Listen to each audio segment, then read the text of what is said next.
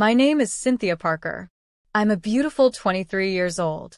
And at my own graduation ceremony, in front of 3,000 people, my parents slapped me across the face and told me I didn't deserve my degree. This story gets intense, and you're going to want to watch until the end because what I did next changed everything. Before I continue, hit that like button, subscribe to Revenge Queens, and tell me in the comments if you're watching from New York, Texas, California, or anywhere across the United States. I need to know I'm not alone in this. Let me take you back. Way back. Because this didn't start at graduation. This started the day my brother was born when I was 4 years old, and I stopped mattering entirely. I remember being 4 and asking my mom to watch me do a cartwheel in the backyard. She told me to be quiet because the baby was sleeping. I remember being 7 and bringing home an art project I was so proud of, a painted butterfly with glitter that took me hours. My dad glanced at it for half a second and said, "That's nice. Now go help your mother with your brother." I remember being 10 and making the honor roll for the first time. I ran home with my certificate, my heart pounding with excitement. My parents were at my brother's Little League game. They didn't come home until 9 p.m., and when I showed them, my mom said, "Good for you, sweetie," without even looking up from her phone. My brother had hit a home run that day. They talked about it for weeks. Do you understand what it's like to become invisible in your own home? To realize that no matter what you accomplish, no matter how hard you try, you will never be the child they see? I learned to cook my own meals by age 11 because my mom was always at my brother's practices. I learned to forge permission slips because my parents wouldn't sign them. They were too busy with his academic tutoring, ironically enough, considering he barely maintained a C average while I had straight A's. I learned to take 3 buses to get to my own school events because asking my parents for a ride meant listening to a 20-minute lecture about how I was being selfish and demanding. I became a ghost in my own family. The servant. The afterthought. The child they forgot to pick up from school so many times that eventually I just stopped calling them and walked the 4 miles home instead. Every birthday, every achievement, every moment I desperately needed parents. They weren't there. But for my brother? They moved heaven and earth. They showed up to every single one of his events with signs and balloons.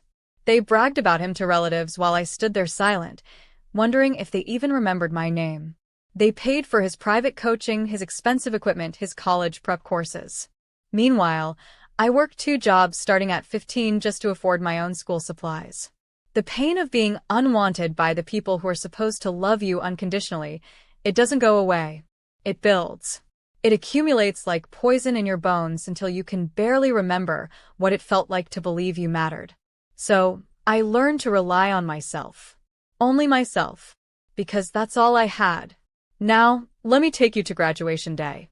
The day I thought, maybe, just maybe, things would be different. I woke up at 5 a.m. I couldn't sleep. I had earned my degree in biochemistry with a 4.0 GPA. Summa cum laude. I was giving the valedictorian speech. This was supposed to be my day. Finally. After 23 years of being invisible, I was going to stand on that stage and be seen. I spent an hour getting ready. I pressed my gown carefully. I wore the gold honor cords I'd earned, the stole from the Honor Society, the pin from my research achievement. Each piece represented years of sacrifice, of studying until 3 a.m., of choosing textbooks over food some weeks because I had to pay for everything myself. When I came downstairs, my mother was making breakfast for my brother. He was lounging on the couch in sweatpants, scrolling through his phone. He dropped out of community college after 1 semester. He was 21 and still living at home, unemployed, doing absolutely nothing with his life. My mom looked up at me. I waited for something. Anything. Pride, excitement, acknowledgement. She said, "You look chunky in that gown. Maybe you shouldn't wear all those cords, it's a bit much, don't you think? You're just going to look like you're showing off." My father didn't even lower his newspaper. "What time does this thing end?" "I've got a golf game at 3. My brother snorted. Valedictorian speech, so embarrassing. "Nobody cares, Cynthia. You're such a tryhard." I felt something crack inside my chest, but I swallowed it down. I'd swallowed so much over the years. What was one more bitter pill? "The ceremony starts at 10, I said quietly. I'd really appreciate it if you all came. My mother sighed like I'd asked her to donate a kidney. We'll be there. But Cynthia, please don't make your speech too long. People get bored. Just keep it short and simple, okay? Don't draw too much attention to yourself. Don't draw too much attention to myself. At my own graduation, where I was the valedictorian. And honestly, if you're still watching and haven't subscribed yet, tell me why in the comments. Because what happens next, no one deserves what happened next. We drove to the ceremony in separate cars because my father refused to wait for me to finish getting ready. I sat alone in my beat-up Honda Civic that I'd bought with my own money, following their Mercedes, and I remember thinking, this is my life. Even on my biggest day, I'm alone. The stadium was packed. 3,000 graduating students, plus families. The energy was electric. Everywhere I looked, I saw parents hugging their kids, taking photos, crying with pride. I saw mothers straightening their children's caps. I saw fathers beaming with joy. I saw families that actually gave a damn. My family found seats in the middle section. They didn't ask to take pictures with me. They didn't hug me. My mother checked her watch twice before we even entered the stadium. As I lined up with the other honor students, a girl next to me was FaceTiming her grandmother, who was too sick to attend. Her whole family had driven 8 hours to be there. She was crying happy tears. I felt hollow. The ceremony began. The speeches started. The dean spoke about achievement and perseverance. A student sang the national anthem beautifully. Then they called my name. Our valedictorian, Cynthia Parker, graduating summa cum laude with a degree in biochemistry and a perfect 4.0 GPA. The applause was thunderous. I walked to that podium with my speech clutched in shaking hands. I'd rewritten it 17 times. Every word mattered. This speech was my truth, my story of overcoming, of fighting for every single opportunity I'd earned. I reached the microphone.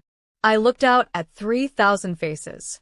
Somewhere in that crowd were my parents. I began to speak. Thank you all for being here today. I want to talk about what it means to earn something. To truly earn it, not because someone handed it to you, but because you fought.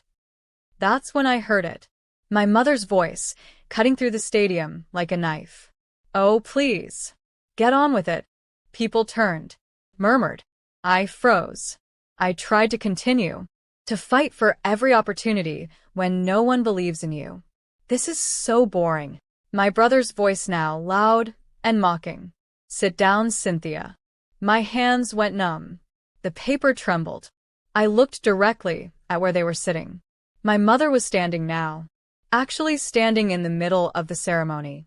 You think you're so special, don't you? She shouted. With your perfect grades and your awards. You're not special, Cynthia. You're just desperate for attention. The entire stadium went silent. Dead silent. Thousands of people watching this happen. And then my father stood up too. He started walking toward the stage. Security moved to stop him, but he pushed past them.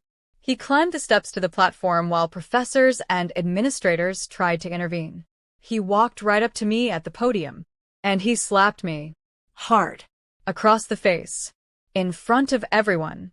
You never deserved this degree, he hissed. Everything you have, we gave you.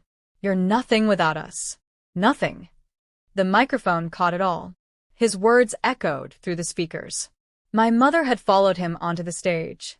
She grabbed my honor cords and yanked them. You're a failure in a robe, she screamed. All you do is embarrass this family. The crowd gasped. People were standing now, shouting. Security finally pulled my parents back. Someone cut to commercial music. The ceremony descended into chaos. I stood there, frozen at that podium, my face stinging, my heart shattered into a million pieces. And then something happened. Something inside me just stopped breaking. If this moment is making your heart drop, if you're feeling the rage I felt, maybe that's a sign you should subscribe to Revenge Queens. Because stories like this aren't easy to tell, but they need to be told. In that moment of absolute humiliation, with thousands of people watching my parents destroy me on what should have been the proudest day of my life, I felt something I never felt before. Clarity. Crystal clear. Cold clarity. They weren't angry because I'd embarrassed them. They were terrified because I didn't need them anymore. This degree, this achievement, this moment proved that I had built a life entirely without their support. I had won despite them, not because of them. And they couldn't stand it. For 23 years, they'd kept me small, kept me desperate for their approval, kept me believing that maybe, if I just tried harder, achieved more, was better, they might finally love me. But standing there with my face burning and my honor cords torn, I finally understood. They would never love me. It wasn't about what I did or didn't do. It was about them. Their cruelty. Their narcissism. Their need to keep me beneath them so they felt powerful. I was done. Security escorted my parents out of the stadium. The dean came to me, mortified, apologizing profusely. They offered to let me finish my speech. The crowd was actually chanting my name now. Cynthia, Cynthia, Cynthia. But I didn't finish the speech. I just walked off that stage with my head high, went to my car, and drove straight to the university financial aid office. Because I needed to know something. I needed to understand how they'd actually paid for any of my education, since they'd always claimed they contributed nothing. The financial aid officer pulled up my records. And there it was. My parents hadn't paid a single dollar of my tuition. Not 1 cent.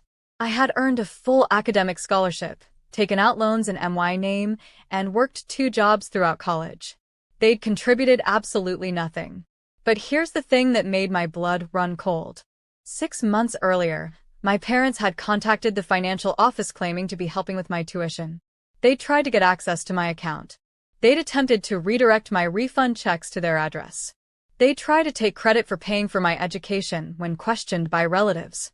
And 3 months ago, they'd attempted to open a credit line using my student ID number and personal information. The officer showed me the flagged applications. If they had succeeded, I would have been responsible for debt I never authorized. They weren't just emotionally abusive. They were actively trying to sabotage me financially. If you're still watching and haven't subscribed yet, seriously, tell me what I'm doing wrong in the comments. Because what I did next, they never saw coming. I filed a fraud alert that same day. I locked down every piece of my financial identity. I contacted the university's legal office and requested a formal investigation into my parents' attempts to access my accounts and use my information without authorization. I spoke with campus police about the graduation incident. I documented everything. Then I went home to the apartment I rented with my own money, set up my phone camera, and I recorded myself telling the entire truth. I told the story of growing up invisible, the neglect, the favoritism, the years of being treated like a servant in my own home. I showed documentation of my scholarship letters, proving I'd funded my own education. I showed the fraud alert paperwork. I showed the email chains where my parents had lied to relatives about paying for my college. And I showed the video that 10 people had already posted online of my parents slapping me on stage at graduation. I posted it all. Every bit of truth. Calmly. Without tears. Just facts. I titled it, "This is what happens when you achieve despite them." It went viral in 6 hours. By the next morning, it had 15 million views. The comments were overwhelming. Thousands of people sharing their own stories of family abuse and neglect. Messages of support flooding in. But also something else. News outlets were picking it up. The university issued a public apology for failing to stop my parents from disrupting the ceremony. They offered me a private graduation celebration and invited me to give my speech to a smaller, supportive audience. 3 major biotech companies reached out with job interviews, specifically mentioning that my composure and strength in handling the situation demonstrated exactly the kind of character they valued. A lawyer contacted me offering pro bono services to ensure my parents couldn't access anything of mine going forward. My parents became the subject of national online backlash. Their names, their faces, their behavior, all exposed. My mother's Facebook was flooded with comments calling her out. My father's business page was review-bombed by people disgusted with how they'd treated me. And my brother? He posted his own video defending them, calling me a liar, saying I'd always been dramatic and attention-seeking. It got ratioed so hard, he deleted it within hours. But the internet never forgets. Screenshots were everywhere. My phone wouldn't stop ringing. My parents called 63 times in 2 days. I didn't answer once. Finally, they showed up at my apartment. I'd already changed the locks, but they pounded on the door for 20 minutes, screaming about how I'd ruined their lives, destroyed their reputation, made them look like monsters. I called the police. They were issued a trespassing warning. 2 weeks later, they found out where I'd accepted my new job, a research position at a biotech firm in Seattle. I was moving across the country, far away from them. They showed up at my workplace on my 3rd day. If you're still here at this point, you might as well subscribe to Revenge Queens. And if not, explain yourself in the comments. I need to know who's really riding with me on this. My parents walked into that research facility like they owned the place, demanding to see me. Security stopped them, but they caused such a scene that my supervisor came to ask if I was okay. I told my boss everything. Showed him the documentation. He was horrified and impressed in equal measure. He told me the company had my back completely and assured me they'd be permanently banned from the premises. But I agreed to speak with them. One final time. In a conference room with security present. They sat across from me looking furious and desperate at the same time. My mother started immediately. "You need to take down that video. Do you understand what you've done to us? We're being harassed online because of you. People are threatening us. Your father lost 3 clients. This is all your fault." My father leaned forward, his face red. "We raised you. We fed you. We put a roof over your head. And this is how you repay us? By humiliating us publicly?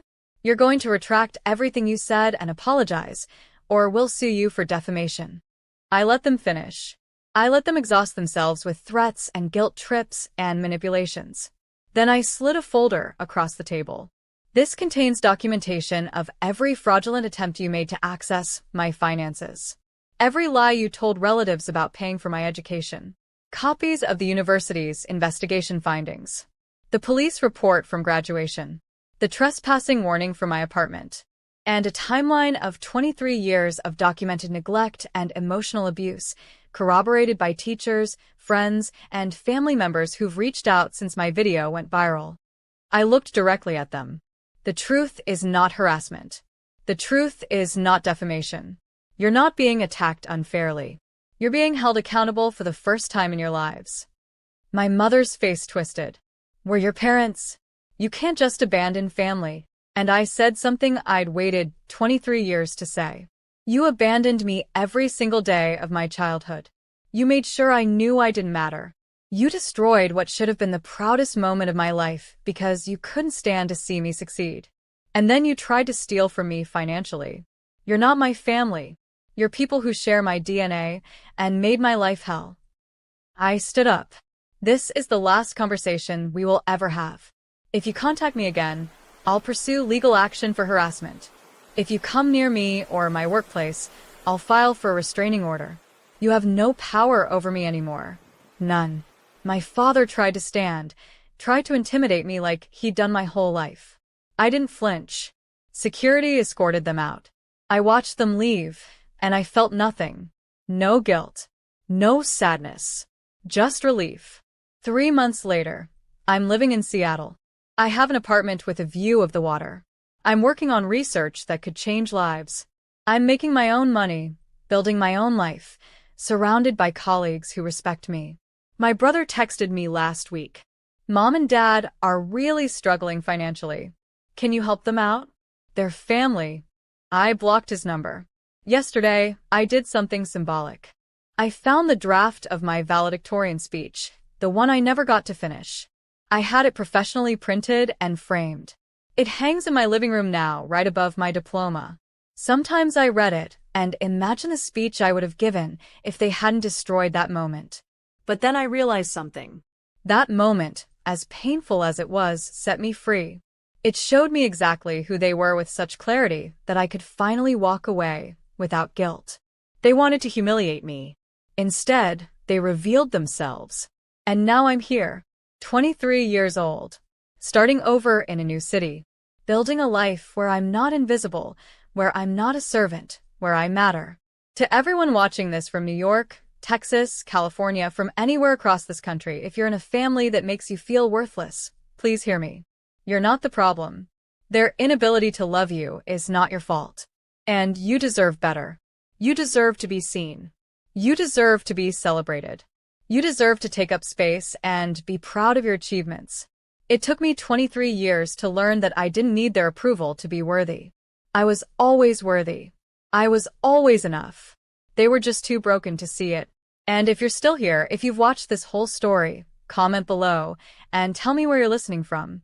Tell me if you've ever felt invisible. Tell me if you've had to build yourself up from nothing. Because we're not alone in this. None of us are alone. This is Cynthia Parker, signing off from Seattle. Subscribe to Revenge Queens for more stories of people who refuse to stay silent. Because our pain deserves to be heard. Our strength deserves to be celebrated. And our revenge? Our revenge is living well despite everyone who tried to keep us small. We're done being invisible. We're done being quiet. And we're done letting toxic people control our narrative. Hit that subscribe button. Drop a comment. And remember, the best revenge is becoming everything they said you couldn't be. I did. And I've never been happier.